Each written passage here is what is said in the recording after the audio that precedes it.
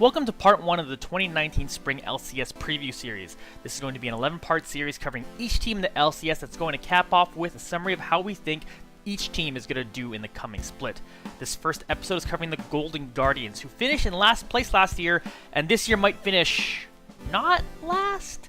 So you'll have to keep watching to see what we think about that. But of course, if you like any of this, please consider subscribing and following me on social media, as I am pursuing a career in showcasting, and doing that will really help me out. Alright, enjoy.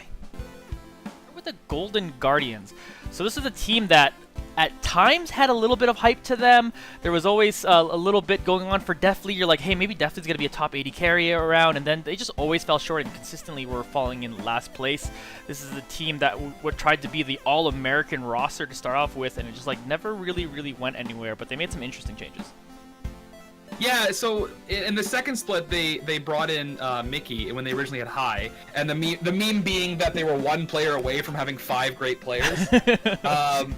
And they were a team that I kind of felt had too much rookie talent. Like, individually, like any of those players, like low contracts and Deathly especially, I felt like would have been great players on like any team that had veteran talent and needed like a resident player in one position. But having them all together just kind of felt janky. You know, like they had too much rookie talent that didn't have any like strong shot caller, which High was supposed to be, but kind of had fallen off. Going into this year, I'll go into the changes real quick. They've now swapped out to have Hanser in the top lane. They have Froggen in the mid lane and Ole at support. And I think this boosts up that huge veteran talent that they needed.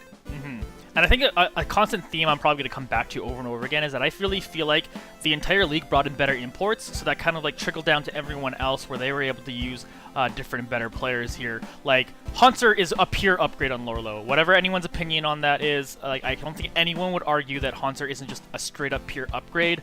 Froggen is a kind of guy that's like, yeah, he's really hype and has a lot of fans and stuff, but last time he made his trip over to NA, it didn't really work out super well, and Ole was a guy that always was like kind of in double if shadow over there in Team Liquid, and a lot of people kind of potentially pointed at Ole being the problem with him at support. However, I think a lot of people would still agree that he was probably still top 3, top 4 support in the league. So it makes it really interesting to see where Golden Guardians is going to end up kind of going, especially like you were mentioning before. This was a team that had too many rookies and too much potential, the bloody B word. The buzzword.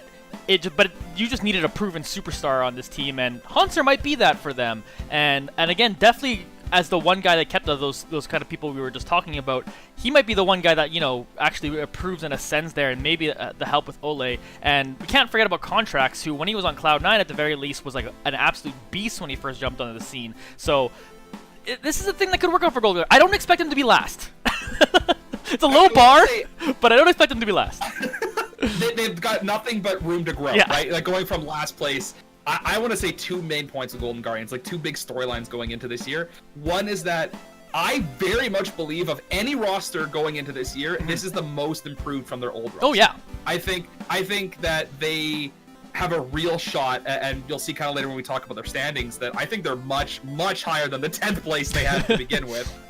But also, I think a big story for these players, 4 out of 5 of them, aside from Deathly, they all have the storyline of previously being amazing and then kind of having a slump period. I mean, Hanser being the monster on TSM and then falling off in the last split and last year, really. Contracts looked amazing in Cloud9 and then didn't look as good in Golden Guardians. Froggen, you know, the former world semifinalist, then the slump years on Echo Fox. Definitely, like I said, is kind of the rookie talent here. And then Ole having what was kind of a surprising was a great performance with Cody's son on Immortals, and then having, you know, it's hard to say that slump year on Team Liquid when they won both splits, but to be like, you know, like he wasn't the hero of the team. He was kind of seen as, like you said, the problem. So I think that a lot of these players are kind of hungry to prove something, and they also have the staff of adding a Nero from Echo Fox. So and Anero's worked with some of these players before, so I think that for this team, it's going to be a hungry team, and I think that's really exciting. Yeah, for sure, and I'm excited for that. Who knows if they're a playoff team, but I think that at the very least, I feel like they'll at least be better. So we'll move on from there. Alright, thanks for watching to the end of the video. If you enjoyed this, please consider subscribing and following me on different social medias. And of course, leaving comments down below. We can talk about what you think. Do you think we're garbage? Do you think Golden Guardians are going to stay last place? Do you think we're dumb for even considering them to be a playoff team? Do you think they've even improved? Let us know what you think in the comments below, and, you know, we'll chat about it. Alright, thanks for watching.